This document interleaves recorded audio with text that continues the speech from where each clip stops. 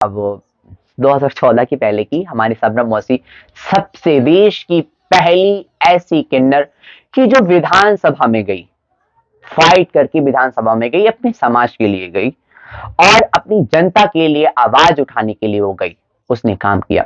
दूसरी हमारी आशा मेयर, गोरखपुर से वो मेयर बनी, वो निर्दल खड़ी हुई, वो मेयर बनी, उन्होंने गोरखपुर की जनता को बहुत सेवा दिया। आज वो उस दुनिया में नहीं है, वो भी अमर रहे।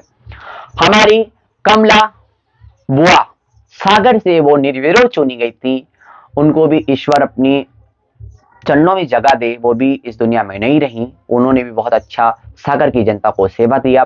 दूसरा मधु किन्नर, वो भी मेयर रही, जिसने हर चीज सरकारी सुविधा लेने से इनकार किया, उन्होंने भी एमपी की जनता को बहुत सुख सुविधा दिया।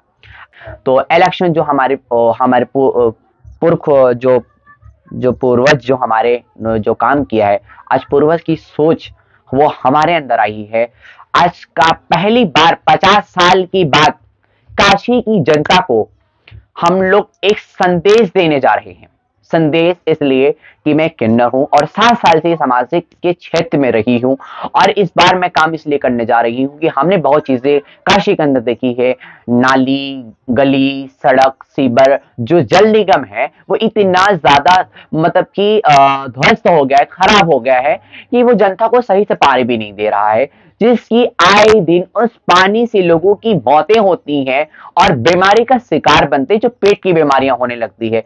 और बताइए कि उद्योगपति करोड़पति के घर में तो समरसेबुल है, बोरिंग है, मगर गरीबों के घर में कहां मिलेगा समरसेबुल और बोरिंग, कहां मिलेगी? उनको तो नल का ही पानी पीने का सरकारी नल का, मगर सरकारी नल के अंदर वो सुविधा अभी तक नहीं हुई कि जिससे हमें साफ पानी मिल पाए। हमें कहाँ गरीब के घर में फिल्टर लगेगा, कहाँ घर गरीब के घर में कहाँ बिसलरी बोतल मिलेगी, पैसे वाले के घर में ही मिलेगी। तो हम चाहते हैं कि अगर से इस बार अगर से मैं चुनाव लड़ रही हूँ मेयर का, अगर से काशी की जनता हमें चुनती है, काशी की जनता लाती है, काशी की जनता हमारा परिवार है, तो हम उसको अच्छा से अच्छा पानी दे सके, अच्छे से अच्छा उसको समय पे बिजली दे सके, उसकी गली नाली सड़क ठीक करा सके। जो नालियां अगर खुली बह रही हैं वो खुली बहनी नहीं चाहिए, जिससे डेंगू का शिकार हो जाते हैं, फीवर का शिकार हो जाते हैं। उससे काशी की जनता को बचाने के लिए गड्ढा जो है, गड्ढा सड़क सड़क गड्ढा, गली गड्ढा है, अगर से गर्भवती महिलाएं जो हैं, अगर से उसके पेट में बच्चा है, अगर से वो जा रही है, अगर ऑटो से जा रही है, उसको कितना ज्यादा दर्द होता होगा, उसको क्या महसूस करना पड़ता होगा कि वारे काशी कैसी है। काशी है, काशी एक प्राचीन नगरी है और यहाँ पे माननीय प्रधानमंत्री, उनका संसदीय क्षेत्र है, और माननीय प्रधानमंत्री का भी एक लोगो था और एक स्लोगन था कि सुंदर काशी, स्वच्छ काशी, सुरक्षित काशी। तो माननीय प्रधानमंत्री जी से कह रहे हैं हम कि, और मैं अब की बार आई हूं, आपका जो सपना है सुंदर काशी, स्वच्छ काशी, सुरक्षित काशी, ये किन्नर के आने के बाद काशी सुंदर भी होगी, सुरक्षित भी होगी और स्वच्छता भी उसी तरह रहेगी। मगर जिस तरीके से बनारस जो हालात में है, वो उस हालात में बनारस की जनता बिल्कुल त्रस्त है और परेशान है। नगर निगम, जल निगम, अधिकारियों के दफ्तरों से यहाँ की जनता बिल्कुल त्रस्त है और परेशान है। और मुझे भरोसा है कि काशी की जनता मुझे चुनेगी इस बार। हमने ये सोचा है, महिलाएं जो हमारी हैं, हमने एक सोचा कि मैं जीत के आती हूँ, जीतने हारने जीतने की बात तो जनता के ऊपर। एक तो बात है, आज भी महिलाएं मेरे पास आती हैं अपना दर्द लेके, हम उसके लिए, थाने से सुनवाई नहीं होती है तो एक हमारी ममता रानी है जो आईपीएस अधिकारी है यहाँ की, आईपीएस जो भी इतना मुझे कंफर्म नहीं पता, वो अधिकारी बहुत अच्छी है कि महिलाओं के प्रति बहुत जागरूक रहती है वो। हम उनको डीएमएसपी तक जाते हैं, अगर उनकी सुनवाई नहीं होती है, मुख्यमंत्री के पोर्टल पे डालते हैं, मुख्यमंत्री को चिट्ठी भेजते हैं कि क्यों नहीं सुनवाई हो रही है। अगर से हमारे आने पर किसी की महिला के साथ शोषण हो जाए, किसी महिला के साथ बदसलूकी हो जाए, तो हम किन्नर समाज से बर्दाश्त होने वाली चीज नहीं है। हम उन महिलाओं के लिए काम करेंगे, हम उन महिलाओं के लिए अपने घर में जनता दरबार बनाएंगे कि आप घर में आइए, हमारे घर में आप अपनी समस्या बताइए, हम आपके लिए लड़ेंगे, हम आपके लिए आगे चलेंगे। महिलाओं के प्रति हम बहुत जागरूक हैं और महिलाओं का दर्द क्या है वो हम महसूस करते हैं। एक पुरुष तो महसूस नहीं कर पाएगा, ठीक से करता हो या नहीं करता हो ये उसके ऊपर है, मगर महिलाओं का दर्द क्या है वही जानता। और हमारा जो किन्नर समुदाय है वो समाज के लिए बिल्कुल समर्पित है करने के लिए, और हमारे समाज के लिए कोई भी ऐसी दिक्कतें होती हैं तो वो भी हमारे पास आते हैं, हम उनके पास चले जाते हैं। जैसे कि ये हमारी प्रेमा किन्नर हैं, ये हमारी दादी हैं, और ये इनकी उम्र इस समय कितनी होगी दादी आपकी उम्र? 70 साल उम्र है। और इनकी भी बहुत सामाजिक में बहुत रुचियां रही हैं, इन्होंने कई बेटियों की शादी कराई है, और कई परिवार को इन्होंने बहुत सहयोग किया है, बल दिया है। और कोविड की काल में भी इन्होंने हमको पता नहीं था कि ये लोग राशन बांट रहे हैं, ये बांट रहे हैं, लोग के घर घर राशन पहुंचाना इन लोगों ने बहुत समझते कि उन्होंने कहा कि जब समाज हमें अपनी मदद करता है, हर रोज हमें देता है, तो हम क्यों ना समाज को इस पीरियड में, इस दुख की घड़ी में हम क्यों ना उनका साथ दें। ये हमारी प्रेमा दादी, और इनकी भी चुनाव में बड़ी भूमिकाएं रहेंगी हमारे साथ। अपने समुदाय के लिए जो चीज़ है, हम महिलाओं के लिए ये चाहते हैं कि जैसे अभी कुछ स्थानों में महिला हेल्प डेस्क बन गया है, और जैसा कि ये होता है कि महिलाएं अभी भी अपने आप को कंफर्टेबल फील नहीं कर रही हैं, वो कह रही कि नहीं मुझे भी अधिकार अभी नहीं है, अभी मुझे राइट नहीं है। मगर मैंने शासन से ये चीजें हैं कि शासन जिस तरीके से अभी लॉकडाउन के लिए कह दिया कि लॉकडाउन लगेगा, कोई बाहर नहीं निकलेगा, उसी तरह हमने फिर कह रहे उसी तरह महिलाओं के लिए कोई ऐसा सेल पे बनना चाहिए। जो अभी आयोग, महिला आयोग है, महिला आयोग उस पर काम ही नहीं कर पा रही है, महिलाओं ठीक से काम नहीं कर पा रही है। तो जो आयोग उसके लिए बना है वो आयोग है, मगर आयोग उस रूप में काम करे जिस दिन महिलाओं के साथ बदसलूकी बंद हो जाएगी, जिस जिस जिस जिस दिन उनका छेड़छाड़ उनके साथ बंद हो जाएगी, जिस दिन उनको रास्ते में जाने पे कोई दिक्कत नहीं आएगी, उस दिन हम मानेंगे कि ये वोट अपने आप में किन्नर बोर्ड, अरे जो महिला बोर्ड जो है अपने में काम कर रहा है, महिला आयोग काम कर रहा है। हमें तो एक्चुअली जो हमारे जो किन्नर समुदाय को जो चीजें मिल रही है वो मिल रही है, हमारा यही है, एक ड्रीम है कि किन्नर पढ़े लिखे आगे बढ़े, वो उसका अधिकार है, वो कुछ भी करे, मगर मेरा पहला शिक्षा, संस्कार, और अपनी चीजों को समेट के रखना। समेटना मतलब अपने परिवार और अपने जनता को समेट के रखना, उनको प्यार देना, कि हर व्यक्ति जनता किन्नर समाज का आशीर्वाद लेती है। शासन से यही चीजें हमें गुहार करनी है कि जो चीजें हो रही हैं वो चीजें ना हो, उन चीजों को रोकना चाहिए। अगर से इसके लिए कोई और भी तगड़ा कानून बनाना हो, तगड़ा बोर्ड बनाना हो, आप बनाएं। इनके लिए कोई महिलाओं के लिए कोई अलग थाना बनाना हो, उनके लिए आप बनाएं। योगी साहब से कहना चाहते हैं, बाबा साहब से कहना चाहते हैं कि जरा आप अपने पुलिस वालों को जरा सशक्त कीजिए और उनके ऊपर शिकंजा कसिए कि ये कैसा काम कर रहे हैं कि शिकायतें मिले। जिस दिन आपकी प्रशासन इस उत्तर प्रदेश में सशक्त काम करेगी और पूरे कड़ेपन से काम करेगी, उस दिन महिलाएं अगर से बोलती हैं कि हमारे लिए काम हुआ है, हमको मिला है ये सुविधाएं और ये हमें न्याय मिला है, तो उस दिन जान जाए कि यूपी पुलिस वाकई में काम कर रही है, और यूपी की सरकार काम कर रही है। यूपी की सरकार को अपने पुलिस वालों को सशक्त करना होगा, तब जाके कहीं वो मिलेगा। योजना चल रही है, तो सरकारी स्तर पर हमारी योजना चल रही है कि किन्नर कार्ड बनाने के लिए ट्रांसजेंडर्स, जो इसको इंग्लिश में ट्रांसजेंडर्स बोलते हैं, तो उनके लिए कार्ड बनाया जा रहा है, जिससे हमें रजिस्टर कराया जा रहा है, हमारी काउंसलिंग कराई जा रही है।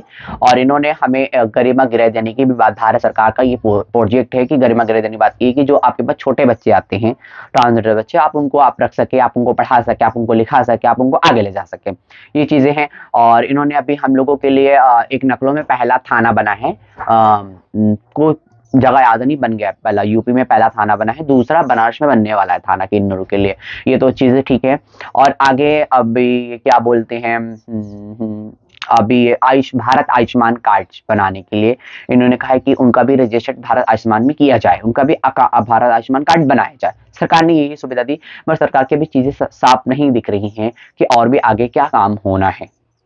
और अभी तो कोई एजेंडे में ऐसी चीजें नहीं आई हैं, जब आती हैं तो आगे हम आपके चैनल को शेयर करेंगे। परिवर्तन ये होना चाहिए, इसमें मेरा एक एजेंडा है, मगर हम इस एजेंडा को अभी खुलासा नहीं करना चाहते। जिस दिन हमारा नामांकन हो जाएगा तभी खुलासा करना चाहते हैं। हमारी बस मांगे यही है कि हम लोग जनता को जो एप्लीकेशन लिख के वगैरह दौड़ना पड़ता है, लीजिए सर रिसीविंग नहीं, जब जाओ साहब नहीं आए, आप जाइए, साहब नहीं आ जाए, तो ये चीजें नहीं होनी चाहिए, ये चीजें नहीं होनी चाहिए। वो जनता के लिए बैठे हैं, जनता के टैक्स से उनको सैलरी मिल रही है। अभी बिजली के बिल ना जमा करो, आप पानी टैक्स ना जमा करो, अब आपकी लाइटें कट जाएंगी।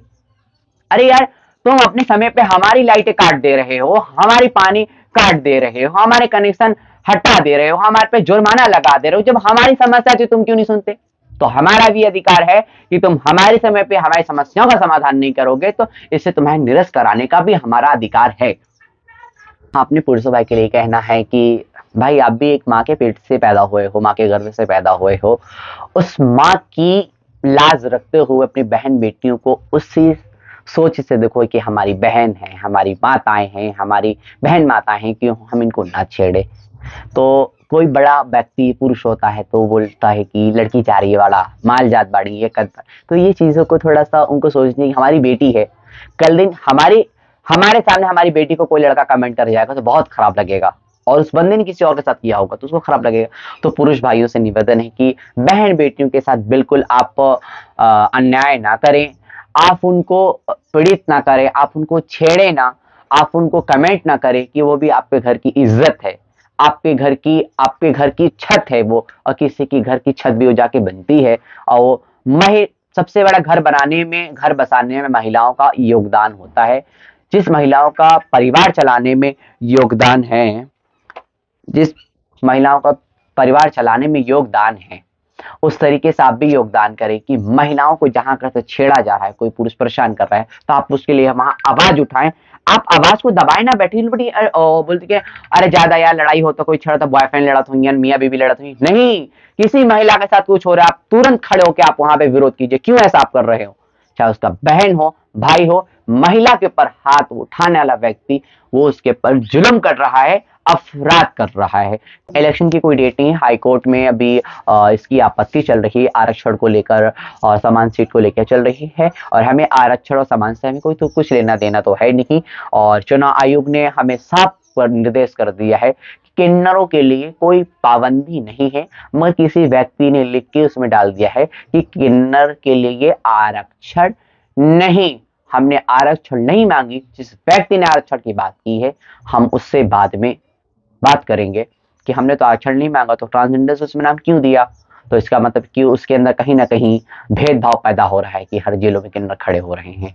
और किन्नर किसके लिए करेगा, ना उसका माँ है, ना बाप है, ना बेटी है, कोई भी नहीं उसका है परिवार का, बस उसका परिवार ही जनता है। वो जनता के लिए करेगी, वो अपने लिए क्या कर सकती है, बस एक दो वक्त की रोटी और कपड़े पहन सकते हैं, बस यही कर सकते हैं और कुछ नहीं कर सकते हैं। बहुत मन किया तो म्यूजिक सुन सकते हैं और मंदिरों में कीर्तन भजन गा सकते हैं और कुछ नहीं कर सकते हैं। बाबा विश्वनाथ हमारी नगरी में है, अर्धनाथेश्वर के रूप में वो शिवलिंग में काशी में विराजे हैं। बाबा हमारे गुरु हैं और इस गुरु के रहते हुए में कोई असुविधा नहीं होगी। उस गुरु का आशीर्वाद है, उस गुरु का पूरा पूरा सपोर्ट है कि इस बार किन्नर समाज चुनाव जीत के आएगा। सभी काशी वासियों को नमस्कार बोल चुके हैं। काशी वासियों को बस यही है कि आपने बड़े समय से आपने मेल फीमेल, अभी हिंदी में बता देते हैं कि महिला के देखले हुआ और पुरुष के देखले हुआ, इस बार किन्नर समाज के भी देखला कि आपके लिए क्या करत हूँ। ये हमारे बनारस की भाषा है, तो हमें भरोसा हो कि हमारा काशी का जनता हमारे साथ हो और हमारा साथ दे, और पूरे भारी मत से हमको विजयी कराई और ले जाके हमके वहां पहुंचाएंगे नगर निगम। तो किसी का मेरा राज भी नहीं होगा, ये जनता का राज होगा, जनता की सरकार नगर निगम अब की बार बनेगी। तो आपसे बस ही निवेदन है कि एक एक मतदान देके, एक एक वोट देकर अब की बार विजय बनाए किन्नर समुदाय को। जय हिंद, जय भारत।